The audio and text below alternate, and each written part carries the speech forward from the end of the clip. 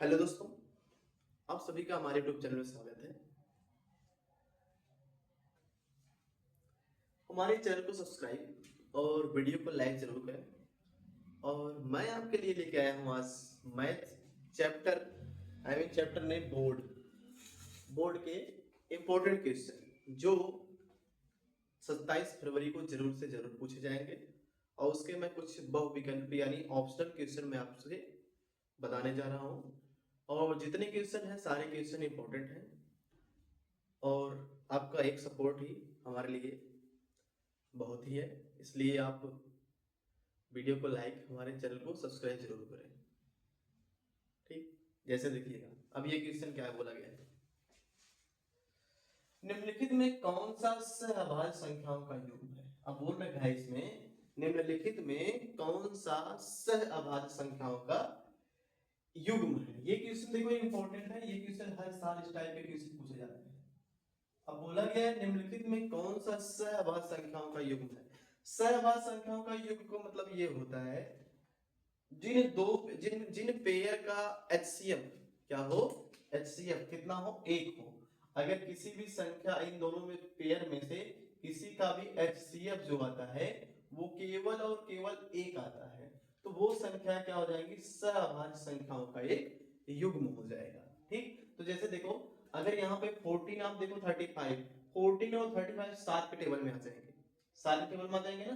अब ये सात के टेबल में आए केवल और केवल एक ही के टेबल में और किसी के टेबल नहीं आना चाहिए, लेकिन ये सात के टेबल में दोनों आ रहे हैं कि नहीं, तो इसलिए ये क्या है, ऑप्शन नहीं हो सकता। अगला है आप देखो यहाँ पे ये 32 का 62 देख लो, 32 और 62 अगर यहाँ पे देखो 2 है तो ये दोनों नंबर 2 से डिवाइड हो ही जाएंगे। इसी प्रकार 31 93 अभी देखो 31 की 93, 31 से कट जा रहा है खुद ही, लेकिन यहाँ पे 18 25 यानी 18 जो 25 है, 18 और 25 किसी एक ही टेबल में आ ही नहीं सकते। मतलब कोई ऐसा टेबल है ही नहीं है जिसमें 18 और 25 दोनों एक साथ आ जाए। तो अब यानी इसका एचसीएफ जो बनेगा कितना आएगा, एक बनेगा। तो यानी ये वाला जो ऑप्शन है हमारा क्या हो जाएगा, करेक्ट हो जाएगा। समझ में आया। तो ये जो यानी कि सहभाज्य युग्म का मतलब यही होता है जिन दो संख्याओं का एचसीएफ जो हो वो केवल और केवल क्या है, एक है, वही क्या होगा, हमारा सहभाज्य संख्या का युग्म हो जाएगा। ठीक, अगले क्वेश्चन पे चले। देखिए अगला क्वेश्चन जैसे दूसरा है, दूसरा ये बोल रखा है कि ये भी क्वेश्चन इंपॉर्टेंट है। दूसरे में बोल रखा है कि यदि द्विघात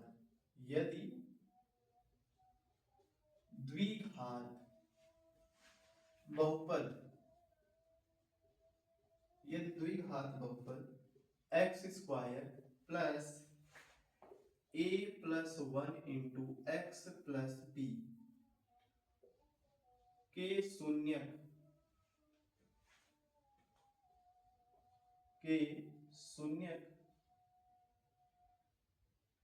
दो और -3 है तो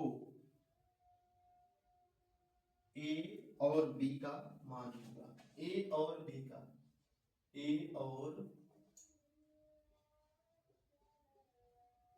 बी का मान होगा।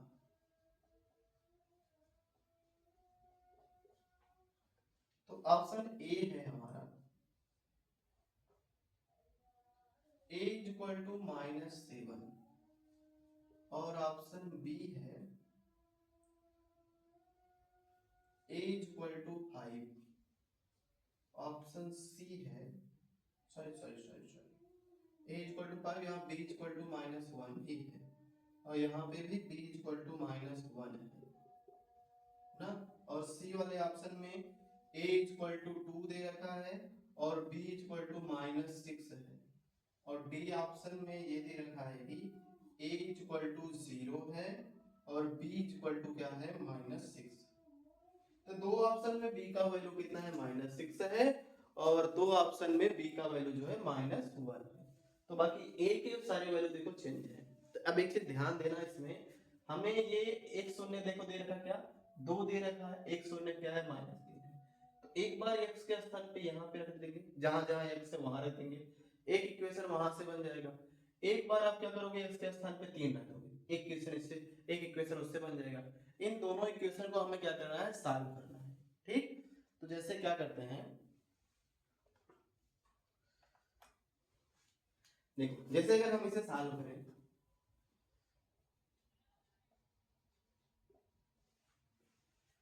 तो यहाँ पे दे रखा है कि x square plus a plus 1 into x plus क्या है बी।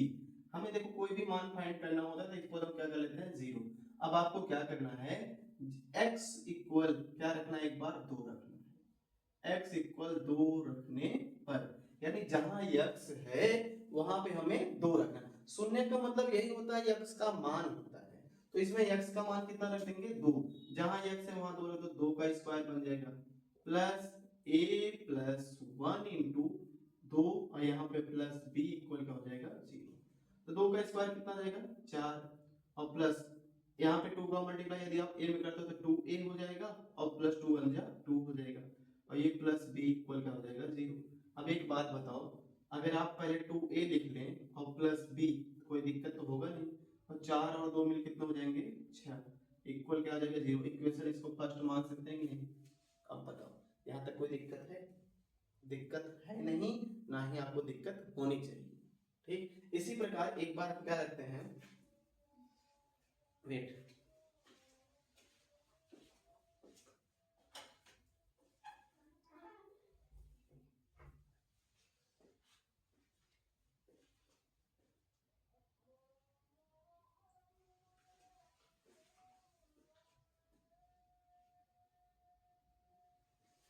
देखिए अब एक बार x बराबर आप रख दो 3, x इक्वल -3 रखने पर, यानी जहां जहां x है वहां पे आप -3 रख दो। देखो यहाँ x है तो यहाँ पे -3 का स्क्वायर कर सकते हैं, कर सकते हो नहीं, और प्लस है a प्लस 1 इंटू एक्स जहां वहां -3 कर दो और प्लस b हो जाएगा इक्वल 0 हो जाएगा। 3 का स्क्वायर कितना होता है, 9 और प्लस, देखो प्लस और ये माइनस मिल क्या हो जाएंगे, माइनस हो जाएंगे, क्या आ जाएंगे, -3 का मल्टीप्लाई करेंगे -3a माइनस प्लस हो जाएगा -3 1 जा 3 और प्लस b इक्वल क्या हो जाएगा, 0। तो देखो ये आ जाएगा -3 माइनस प्लस b कर दो पहले आप, प्लस b। अब बताओ 9 में से 3 घटेगा कितना आएगा, प्लस में 6 आएगा इक्वल क्या हो जाएगा, 0। ये इक्वेशन हमारा बन जाएगा क्या, सेकंड। अब बताओ यहाँ तक तो कोई दिक्कत होगी नहीं। अब चाहोगे तो आप समीकरण 1 और 2 को सॉल्व भी कर सकते हो, यहाँ b प्लस में यहाँ भी प्लस b है, तो एक काम करो, समीकरण 1, समीकरण 1 में से 2 को घटाने पर, यानी समीकरण 1 में से 2 को घटा दो। अब बताओ समीकरण 1 क्या है, समीकरण 1 दे रखा है 2a और क्या है प्लस b और प्लस 6 इक्वल 0, और ये दे रखा है कितना है भैया, -3a और प्लस b प्लस 6 इक्वल 0। अब इन दोनों इक्वेशन को हम क्या करते हैं, क्या करेंगे, घटा देंगे, जहां माइनस है वहां प्लस कर देंगे, जहां प्लस है वहां माइनस कर देंगे, जहां प्लस है वहां माइनस कर देंगे, तो प्लस माइनस से ये क्या हो जाएगा, कैंसिल। अब बताओ 3 और 2 मिल कितना आ जाएगा, 5 ए आएगा कि नहीं आएगा, और प्लस ये तो 6 से 6 कैंसिल भी हो जाएगा, यानी यहाँ इक्वल क्या बचेगा, 0, यानी ए का मान क्या निकल आएगा, 0। यहाँ तक कोई दिक्कत नहीं है, ए का मान 0 आ जाएगा। यही वैल्यू आप ले जाके चाहे समीकरण 1 या समीकरण 2 में रख दो, मान लो हम 2 में रखते हैं, समीकरण 1 में रखते हैं, समीकरण 1 में रखने पर, अब समीकरण 1 देखो क्या है,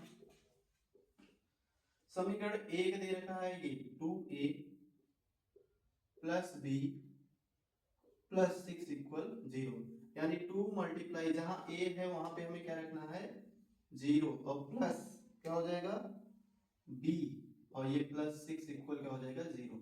तो 2 0 0 आएगा और प्लस b प्लस 6 इक्वल 0, अर्थात b प्लस 6 इक्वल 0 आ जाएगा।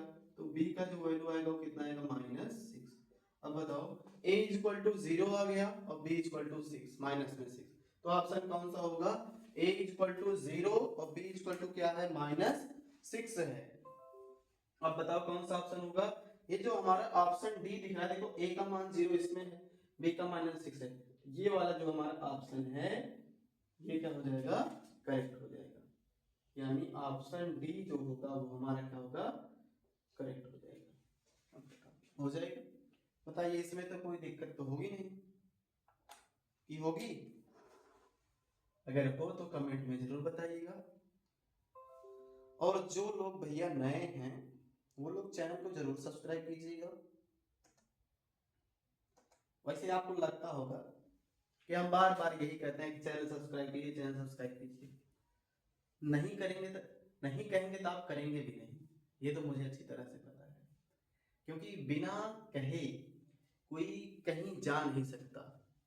जब तक, पहले की बात अलग थी, इस समय की बात है, जब तक किसी को कुछ कहा नहीं जाएगा तब तक वो करता नहीं है। अच्छी भी बात है, लेकिन कह रहे हैं इसीलिए आपको याद दिलाते रहें। जो लोग नए हैं वो लोग जुड़ते रहेंगे, बाकी आप सभी का सपोर्ट तो चाहिए ही हमें। चलो अगले क्वेश्चन पे चलते हैं।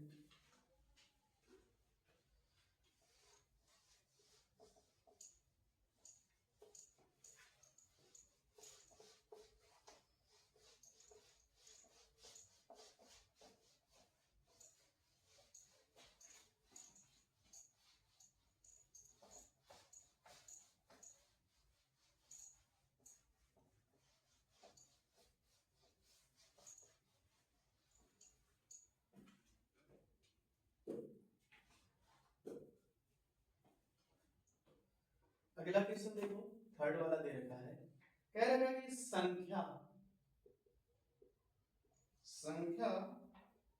n स्क्वायर -1 8 से विभाज्य होती है, 8 से विभाज्य होती है, विभाज्य होती है यदि n है एक। अब एक क्या है, ये जो लिखा है ऑप्शन ए, कह रहा है कि एक पूर्णांक है। क्या है, पूर्णांक। बी बोल रखा है इसमें कि प्राकृतिक संख्या, प्राकृतिक संख्या ये बोल रखा है। और सी बोल रखा है विषम संख्या,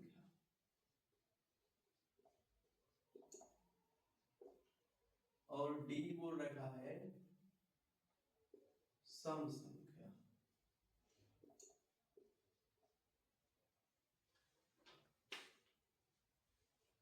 तो देखो हमें ये दिया है क्वेश्चन, कह रहा है कि संख्या n स्क्वायर -1, क्या है, संख्या n स्क्वायर -1 8 से विभाज्य होती है यदि n है एक। यानी 8 से विभाज्य होगी कब, अगर इनमें से कौन सा पूर्णांक मान रखा जाए n के स्थान पे, प्राकृतिक संख्या या विषम संख्या या सम संख्या।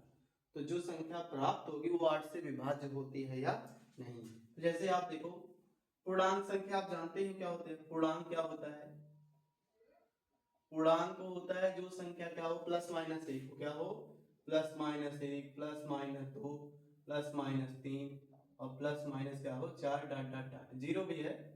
ठीक, तो ये संख्या क्या है, आपके पूर्णांक है।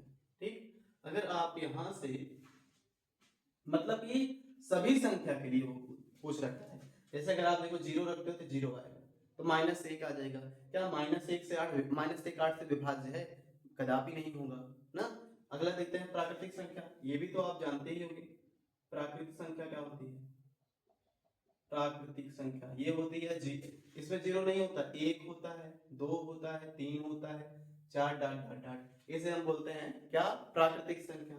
विषम संख्या तो आप अच्छी तरह जानते हैं, विषम संख्या ये होता है क्या, जो संख्या 2 से पूर्णतः विभाजित ना हो, यानी 1 हो गया, 3 हो गया, 5 हो गया, 7 हो गया, डॉट डॉट डॉट।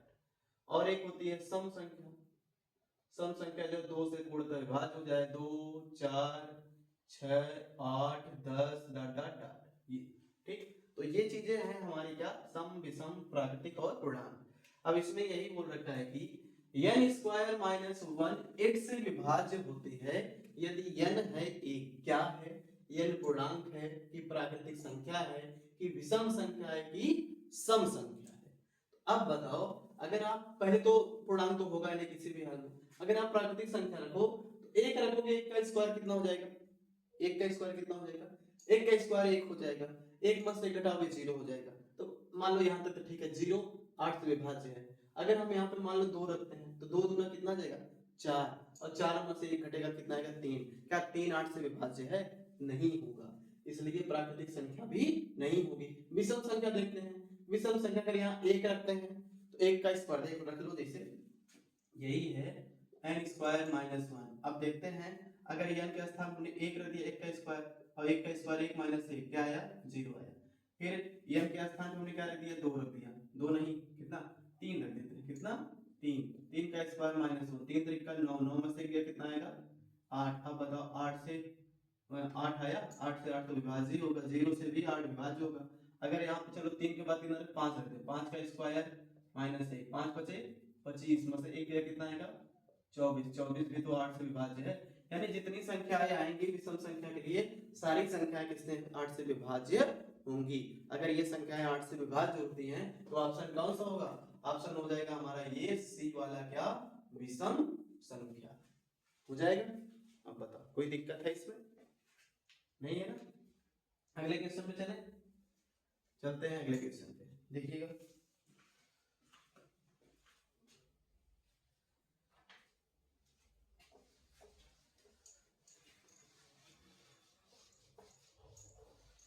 जितने क्वेश्चन हम बता रहे हैं अगर ध्यान से देखेंगे तो आपको बाद में पछताना नहीं पड़ेगा, ये ध्यान रखना। नहीं तो बाद में यही पछताओगे, काश मैंने वो क्वेश्चन ढंग से देखे होते जो क्वेश्चन सर ने बताया। मैंने जो क्वेश्चन जितना बताया वो सारे क्वेश्चन आपके बोर्ड से रिलेटेड हैं, इसलिए इग्नोर मत कीजिएगा। और ये मत कहिएगा पढ़ा रहे हैं अपने व्यू बढ़ाने के लिए, ये सब ऐसा कुछ है नहीं। रेखाएं a1x plus b1y plus c1 equal 0 तथा a2x plus b2y plus c2 equal 0 का कोई हल नहीं है, का कोई हल नहीं है, कोई हल नहीं है। अब कोई हल नहीं पूछ रखा है, ऑप्शन भी दे रखा है, देखिएगा ध्यान से। ऑप्शन दे रखा है a1 upon a2 equal b1 upon b2 does not equal c1 upon c2। Option B बोल रखा है a1 upon a2 does not equal b1 upon b2 और does not equal c1 upon c2। Option C दे रखा है a1 upon a2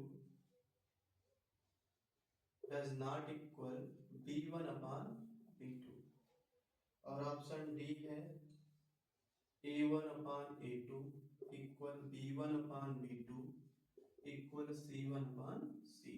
ये चीजें दे रखी है। तो अब इसमें ये पूछ रखा है कि, इसमें यही पूछ रखा है ये जो रेखाएं दी गई हैं इनमें से कौन सा ऐसा है जिसमें समीकरण का कोई हल नहीं होता। देखो कंडीशन मैंने एक बार बता रखा था, अगर पिछला वाला वीडियो आप नहीं देखे हैं जाके जरूर देख लीजिएगा। देखो जैसे क्या है, अगर आपको a1 अपान a2 और इक्वल b1 अपान b2 और does not equal c1 upon c2 दिख गया, या फिर अगर आपको दिख गया a1 upon a2 does not equal b1 upon b2, या फिर अगर आपको दिख गया a1 upon a2 equal b1 upon b2 और इक्वल c1 अपान c2, ये चीजें कर दी गई।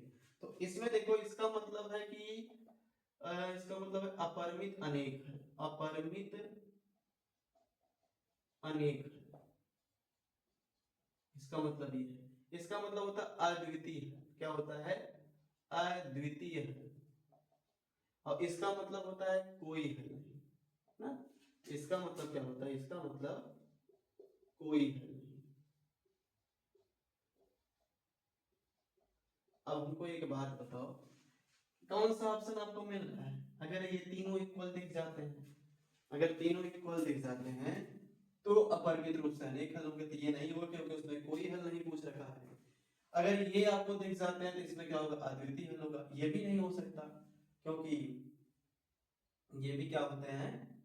अद्वितीय हल होते हैं, उसमें कोई हल नहीं पूछ रखा है, ये तो किसी भी हाल में नहीं होगा। तो एक ऑप्शन बचा है, देखो ये आया कि नहीं, ये वाला।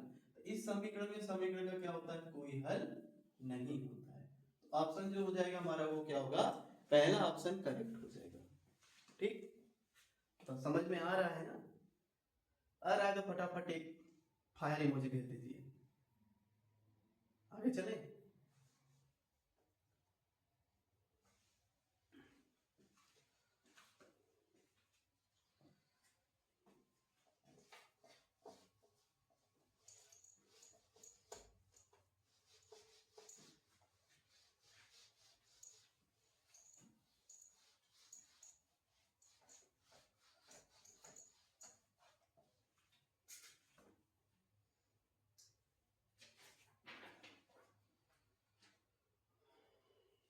5वां क्वेश्चन है, कहा गया है एक शून्येतर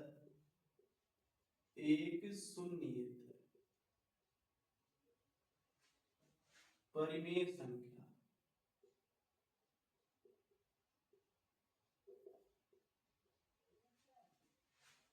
और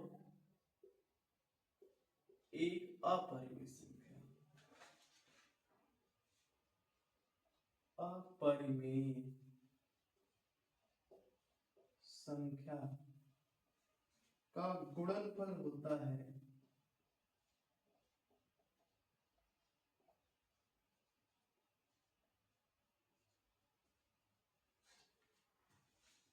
तो ऑप्शन दे रखा है, पहला है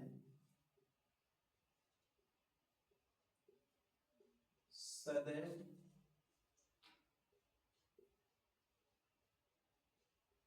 अपरिमेय संख्या, ऑप्शन बी है सदैव परिमेय संख्या,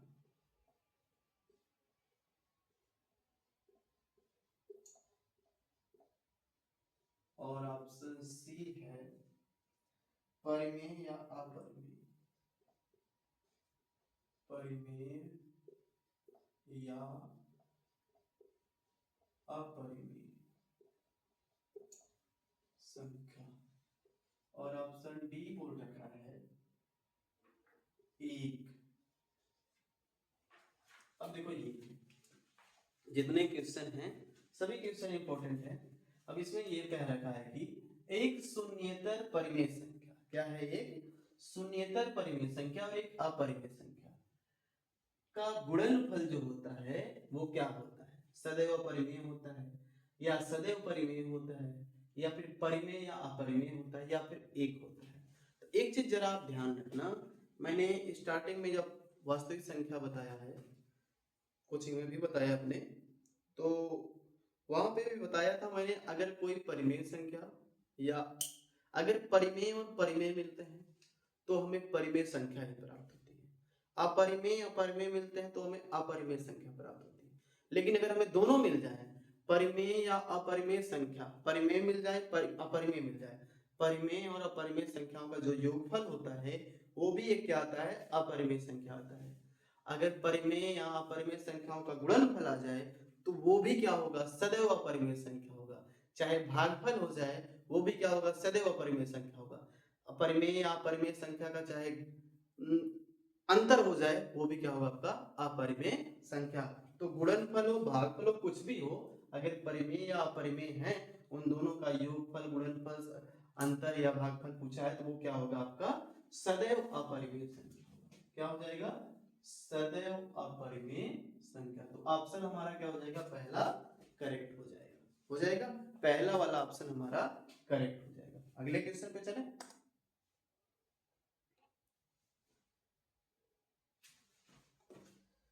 चलो अगला क्वेश्चन चलते हैं।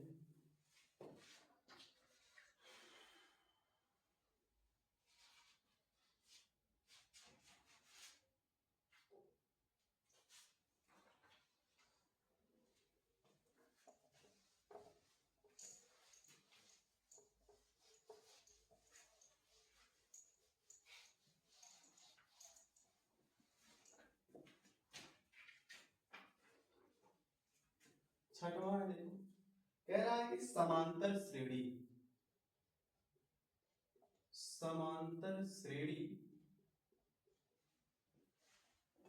-5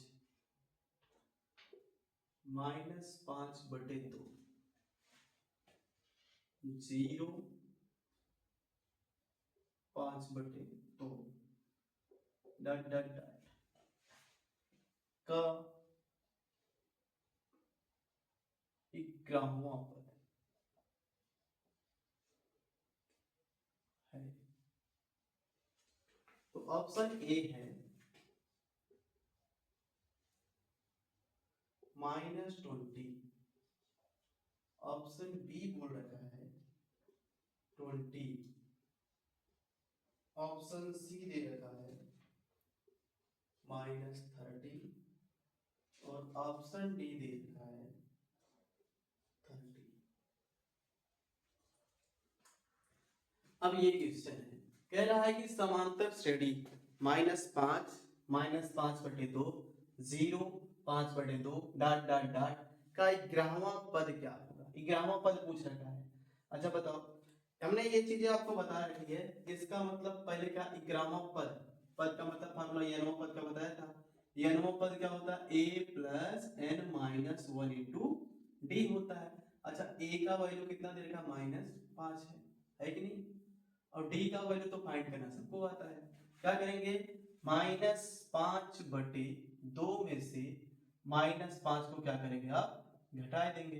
तो बताओ ये जो d का वैल्यू निकल कर आएगा वो -5/2 और माइनस से माइनस क्या हो जाएगा +5। तो d = क्या हो जाएगा -5/2, सॉरी कितना हो जाएगा, एलसीएम ले लेंगे तो हमारा 2 हो जाएगा, यानी 2 बचे कितना जाएगा 10। तो d का मान कितना जाएगा 5/2 निकल आएगा। कितना जाएगा 5/2। ये तो आपको अच्छी तरह से पता हो जाएगा। तो ये हो जाएगा। अब d का मान पता, n 11वां पद का मतलब n का मान, ये क्या हो वहां का मतलब n होता है, यानी n = कितना दे रखा है 11 दे रखा है। तो आपको बस वैल्यू पुट करने हैं, जहां n है वहां पे 11 पुट कर दो। a का मान कितना है -5 है और प्लस n का मान है 11 -1 और d का मान है कितना 5/2। अगर हम इसे सॉल्व करें a11 = -5 और प्लस ये आ जाएगा कितना 10 गुणे 5/2, तो 1 कम 2 2 बचे 10। तो a11 = -5 और +5 0 आ रहा है, तो कुछ तो दिक्कत है। 1 -5/2 में से -5 घटाएंगे तो आ जाएगा कितना, माइनस से माइनस प्लस हो जाएगा, तो बचे 10, 10 में से 5 गया, ऑप्शन गलत है। एक मिनट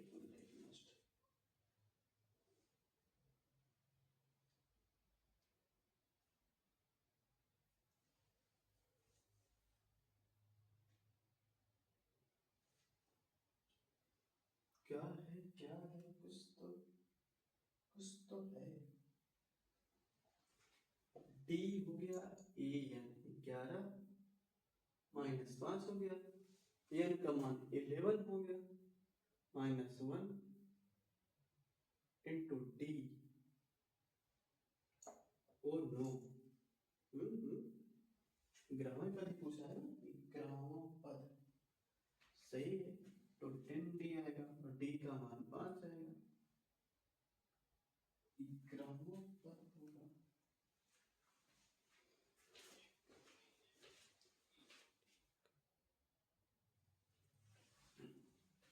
तो इसमें एक मिनट क्या गलती है, एक मिनट यहाँ पे देखो 2 5 10, यहाँ 5 × 5 आ जाएगा, ठीक।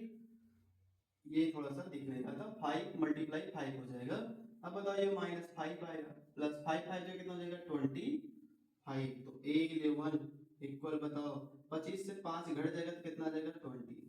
तो यानी हमारा 11वां जो पद आ जाएगा वो कितना आ जाएगा 20। ऑप्शन बी जो होगा हमारा वो क्या हो जाएगा करेक्ट हो जाएगा। अभी बताओ इसमें कोई दिक्कत है, कोई कंफ्यूजन। मैंने क्या किया डी का मान निकाल लिया, डी का मान, अब फार्मूला होता है n पद का a plus n minus 1 into D.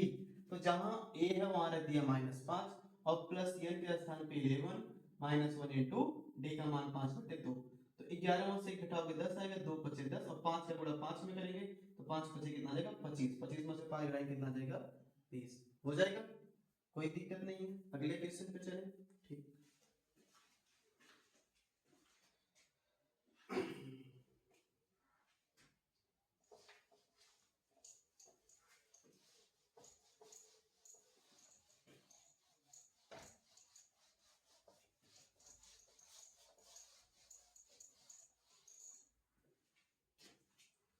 अगला है 7वां क्वेश्चन।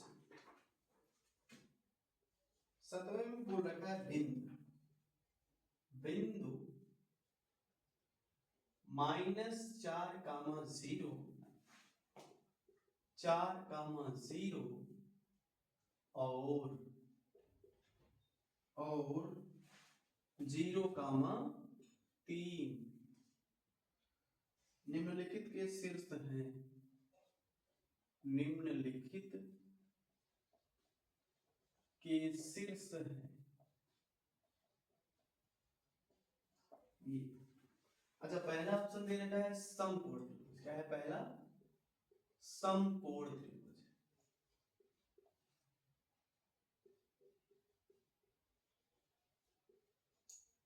और ऑप्शन बी दे रखा है समद्विबाहु त्रिभुज।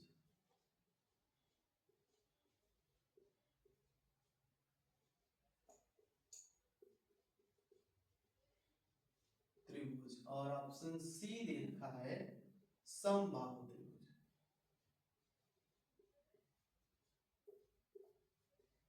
त्रिभुज और ऑप्शन डी दे रखा है विषमबाहु त्रिभुज।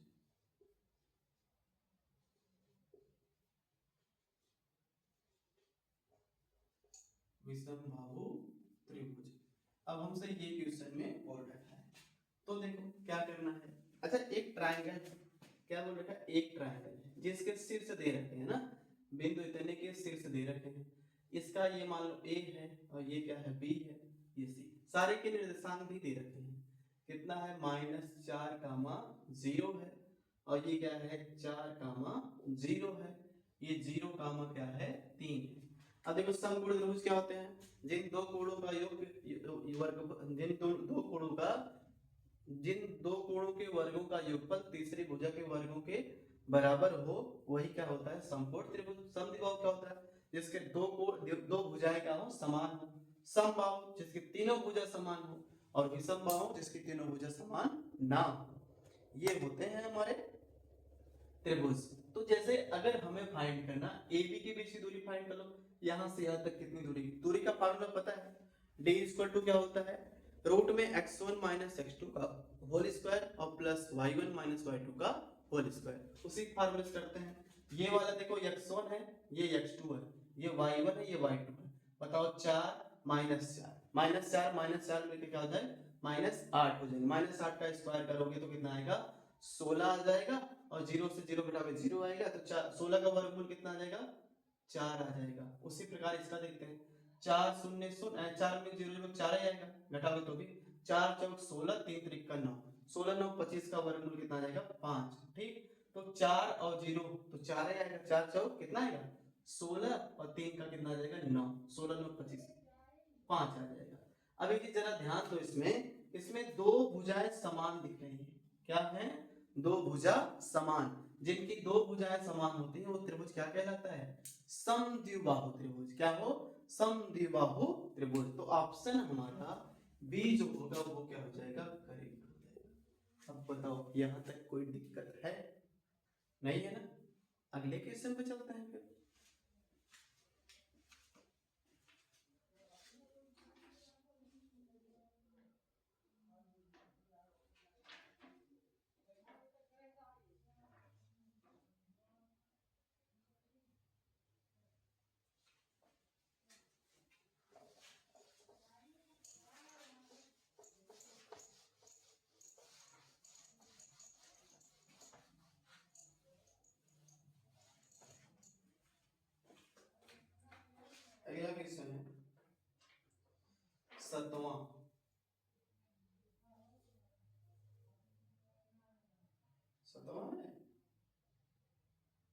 आठवां है, सॉरी आठवां क्वेश्चन है,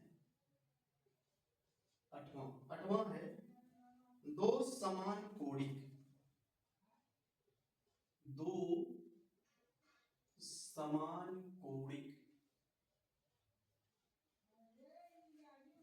त्रिभुजों में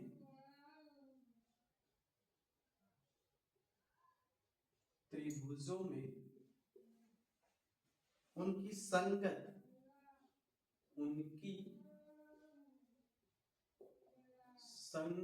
भुजाओं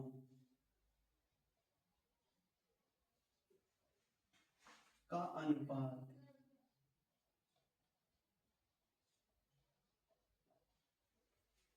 सदैव समान रहता है।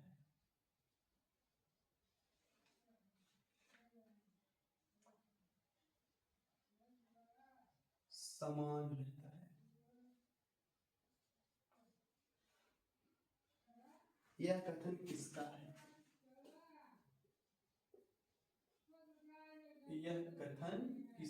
है?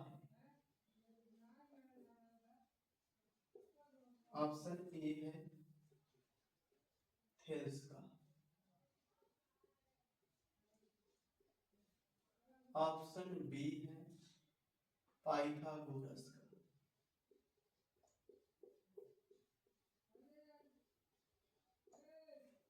ऑप्शन सी है बुधायन का,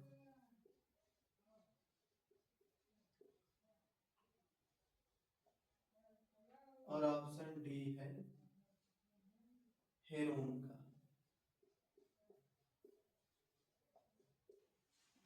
अब ये क्वेश्चन है, इसमें यही बोल रखा है कि दो समान कोणीय त्रिभुजों में उनकी संगत भुजाओं का जो अनुपात सदैव समान रहता है। जैसे क्या है, ये दो समान कोणीय त्रिभुजों में ना उनकी संगत भुजाओं का अनुपात होता है सदैव समान रहता है। यह कथन किसका है? तो यह कथन जो है हमारा पहली प्रमेय जो दी गई है थेल्स प्रमेय, वही उन्हीं का है। वो क्या है, किसका है? थेल्स प्रमेय ने ही बताया था ये जो होते हैं दो त्रिभुजों समान कोणीय त्रिभुजों में उनकी संगत भुजाओं का जो अनुपात होता है वो क्या होता है? सदैव समान रहता है। तो ऑप्शन हमारा क्या हो जाएगा? पहला जो ऑप्शन होगा वही करेक्ट हो जाएगा।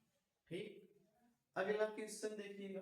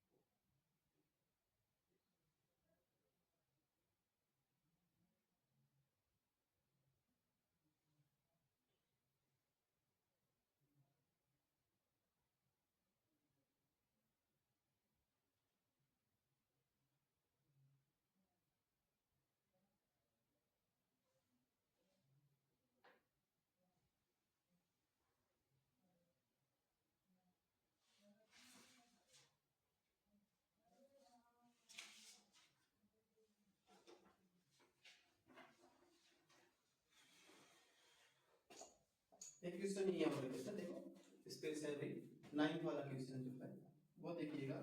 देखा यही कि संचयी बारंबारता सारणी की रचना, संचयी बारंबारता सारणी की रचना,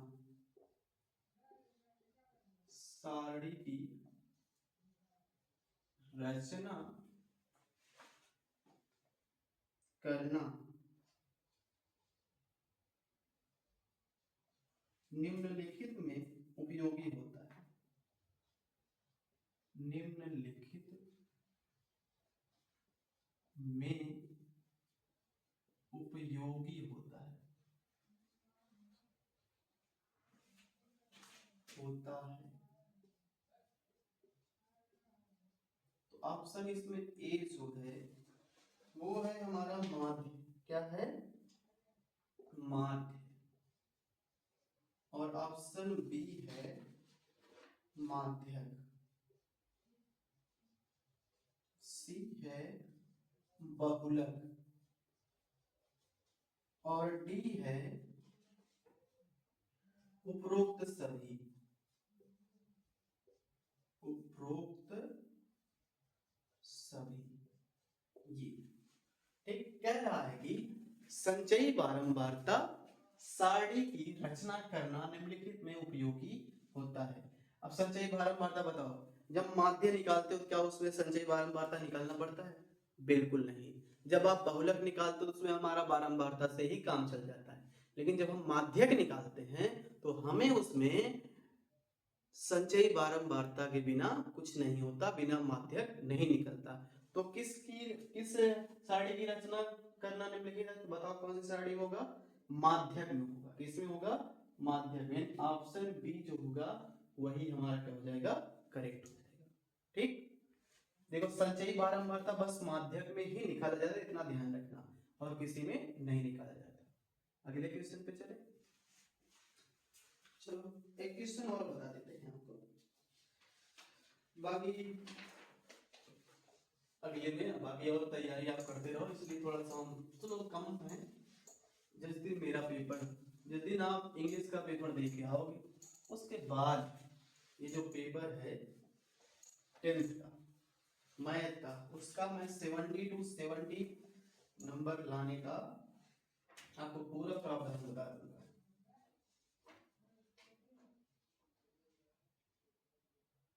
जैसे अगला है 10वां है 2 10 30 अपॉन 1 माइनस 10 स्क्वायर 30 का मान है। तो ऑप्शन है A cos 60, option B sin 60, option सी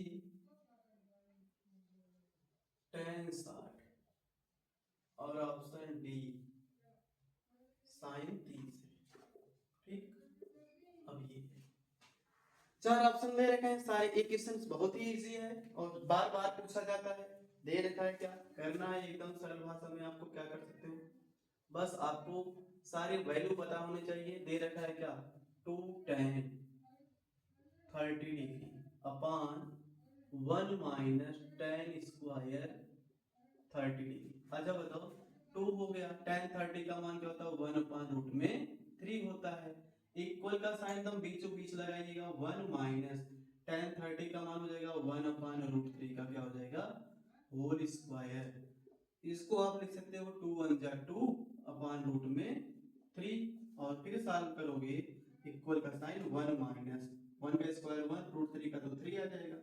तो अब क्या आ जाएगा देखिएगा जरा, ये आ जाएगा 2 अपॉन रूट में 3 अपॉन 3 1 जा 3, 3 से 1 सब वो कितना आएगा 3 माइनस 1 कर देते हैं, अपॉन में कितना आ जाएगा 3 आ जाएगा। अब थोड़ा अगर आप इधर देख लो तो ये बताओ, इसको आप लिख सकते हो 2 अपॉन रूट में 3, मल्टीप्लाई का साइन लगा सकते हो, 3 ऊपर जाएगा अपॉन 3 में से 1 घटेगा कितना आएगा 2 नीचे आ जाएगा। तो 2 से 2 क्या होगा कैंसिल, आ जाएगा 3 अपॉन रूट में 3, इसके कॉन्जुगेट से मल्टीप्लाई कर दो रूट 3 अपॉन रूट 3 आएगा कितना 3 रूट में 3 अपॉन 3, 3 से 3 कैंसिल, ये आ जाएगा रूट में 3। अब रूट 3 किसका मान होता है ये तो हमको अच्छी तरह से पता है, रूट 3 बस एक ही का मान होता है जिसे बोलते हैं tan 60 या फिर क्या होता है cot 30, इन दोनों में से किसी एक का मान जो होता है वो क्या होता है रूट 3। अब बताओ इन दोनों में से कोई भी अगर आपको ऑप्शन दिख जाए उसी ऑप्शन पे आप टिक कर देना। तो ऑप्शन कौन सा दिख रहा है tan 60 डिग्री, ये ऑप्शन हमारा हो जाएगा tan 60 डिग्री हो जाएगा, कोई दिक्कत नहीं। बस आज के लिए इतना ही, बाकी मिलते हैं आपसे नेक्स्ट वीडियो में और अच्छे इससे बेहतर और बेहतरीन बताने का आपसे प्रयास करेंगे, जितना अच्छा हो सके मैं उतने अच्छे से आपको समझाने का प्रयास करूंगा।